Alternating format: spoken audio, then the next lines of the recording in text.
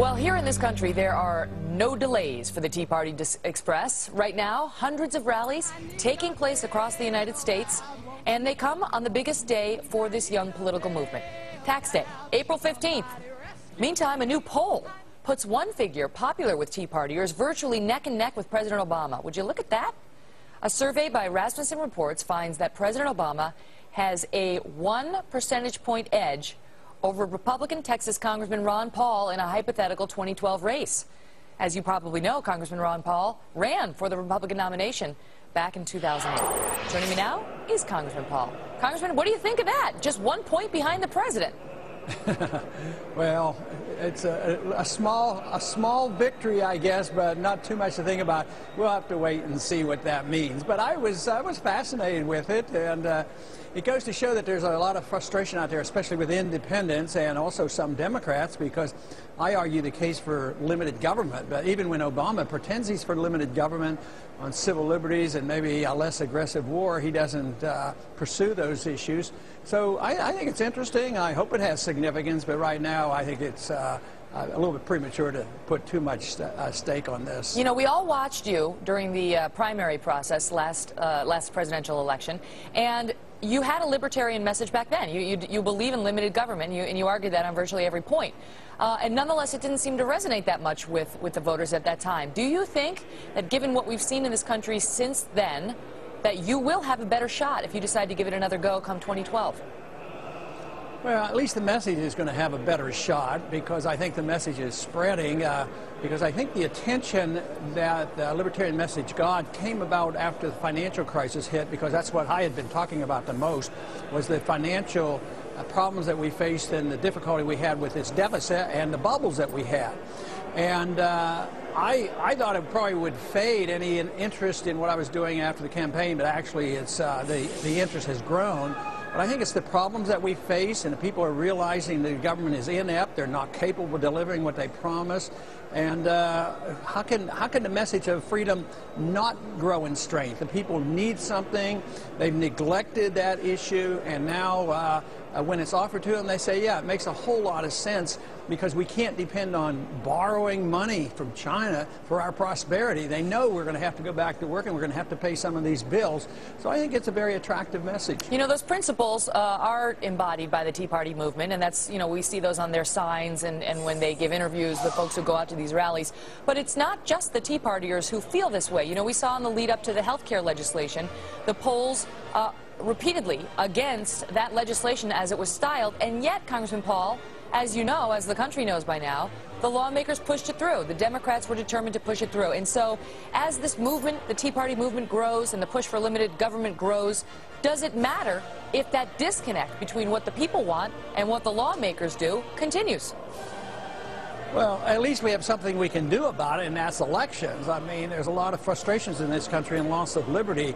But if people want to stand up and do something and work for somebody, I think the election in Massachusetts, who would have ever dreamed a Republican supported by the Tea Party movement could win an election in Massachusetts? I mean, something significant is going on. So we still have that option. So when the American people speak out, they can bring changes to Washington. Most of the time, they're speaking out for more government. They've been so complacent, and we've been so rich, and we could borrow.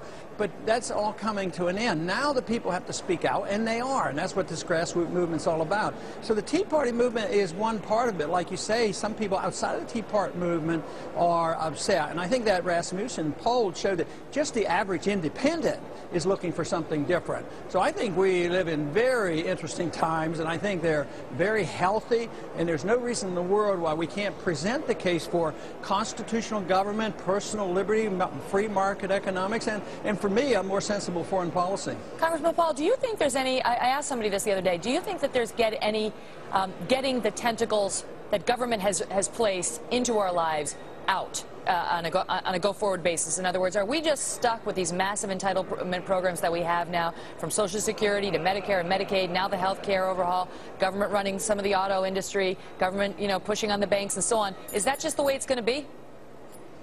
I think so for a while longer, even though the growing resentment is there and something has to be done. But I I think we'll get more help in the fall, but we're not going to all of a sudden have a majority who's going to vote and abolish some of these programs, because politically it's just so difficult. But I think what will happen is the bankruptcy will bring it to an end. Just think of the Soviet system. They were a military empire, but it ended without us fighting them. They ended for economic reasons. Our system is not like the Soviet system, but economically it's deeply flawed. It's built on a welfare system, fiat money, and debt. And that comes to an end. So when the government can't take care of the people they promised to take care of, the people will have to act on their own.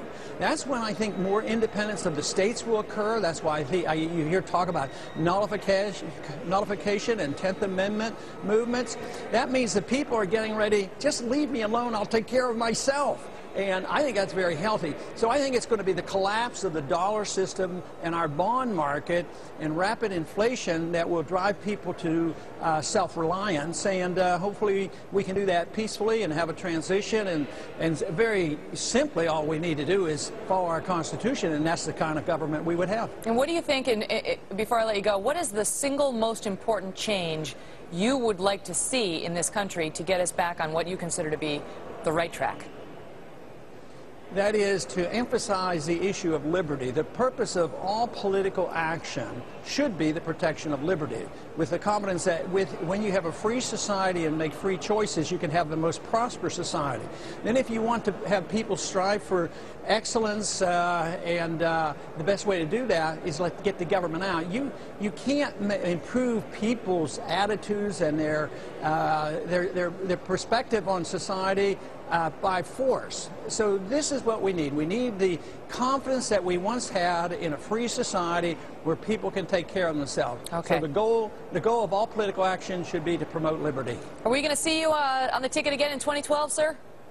No way of knowing that at this moment, because I don't know. So no plans made. All right, we'll be watching. Congressman Ron Paul, always a pleasure. Okay. Thanks for coming on. Thank you. Well, folks, it is